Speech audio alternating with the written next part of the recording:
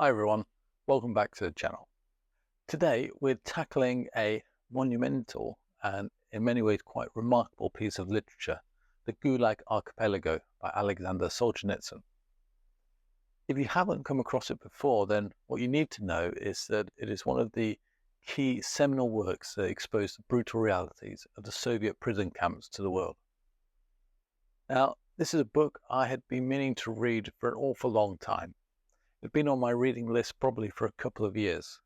I suppose what really gave me that final push to tackle it was after hearing it referenced repeatedly by Dr. Jordan B. Peterson.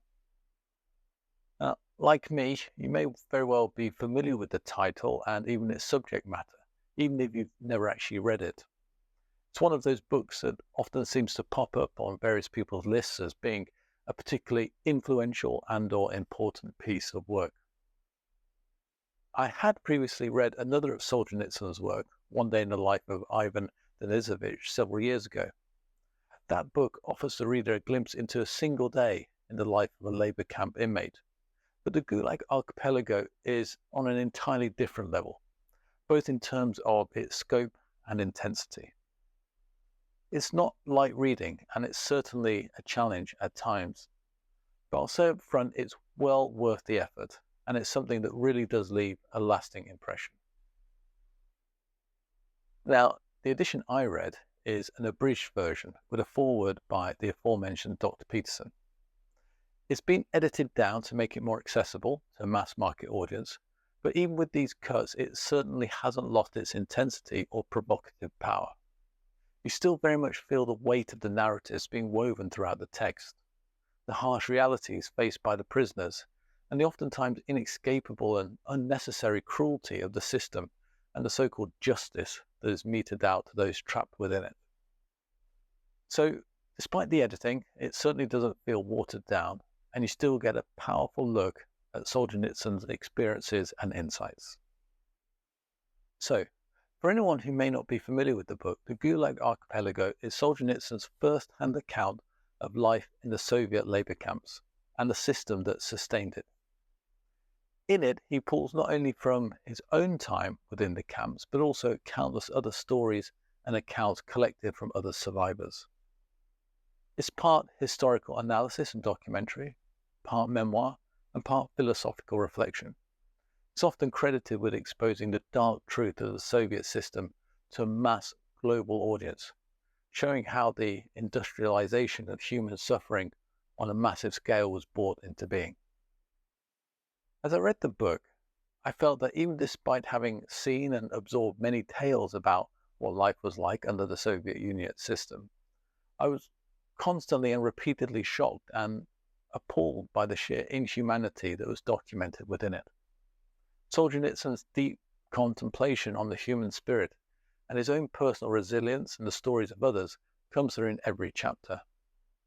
If I'm being honest, it's a very humbling read, forcing you to confront just how deeply people suffered under this vast network of oppression. What really stood out to me was the amount of dedication that it must have taken for Solzhenitsyn to bring this book to life. For safety, he had to write the script in secret, storing it in separate parts to reduce the risk of everything being lost if it were found out, being constantly in fear that the authorities would discover his work. It's hard to imagine and properly contemplate that level of dedication and the enormous personal risk being taken by an individual just for writing and recording their thoughts and experiences. Regarding the storytelling itself, Solzhenitsyn's skill as a writer really does shine through. One moment he's guiding you through heart-wrenching horrors of torture and forced confessions. The next he's almost humorously exposing the absurdity of the Soviet bureaucracy and legal logic.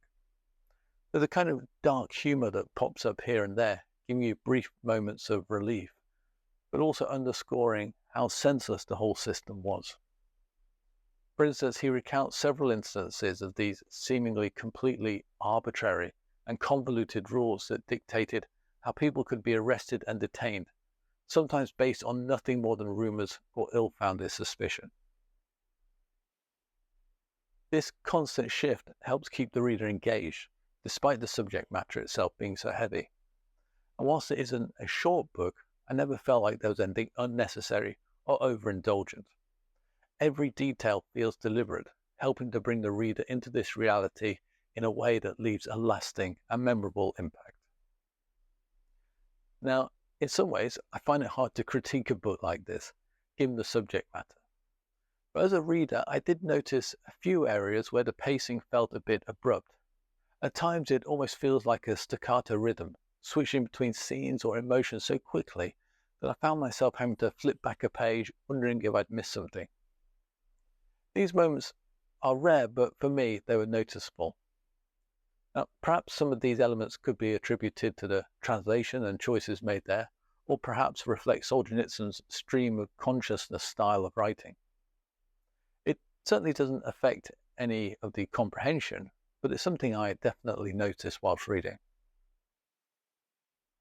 There were also a couple of minor typos in the version of the text which I read, which again, whilst not taking away from the overall impact, seemed quite jarring when encountered as they were completely unexpected.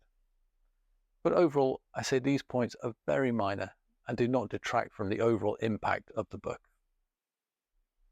So, who's this book for? Well, if you're interested in history, especially European and Soviet history, it's a must-read. Even if you're not a history buff per se, though, the lessons in the Gulag Archipelago go far beyond a specific time and place in history. It's as much about human nature itself as it is about a system of government and incarceration. And honestly, I think anyone who's interested in the resilience of the human spirit and how it squares off up against oppressive systems will take a great deal from reading this. I guess that's why Dr. Peterson references it so often. He sees it as a cautionary tale, warning us of how power can corrupt and dehumanize. Today, where we're often finding ourselves debating the balance between freedom and security, the Gulag Archipelago serves as a stark reminder of what happens when that balance tips too far. As mentioned at the outset of this video, the Gulag Archipelago is a very humbling read, and it left me thinking about how we can learn from history to avoid repeating its darkest moments and mistakes. It's also a book that sticks with you long after you finish and put it down. I'd love to hear from anyone else who's read it and what your thoughts were on the text. Please leave a comment below. Or perhaps you're thinking about maybe picking it up. Let me know what it is about it that interests you. As always, thanks for watching, and don't forget to like and subscribe and leave a comment. And I'll see you next time with another book recommendation.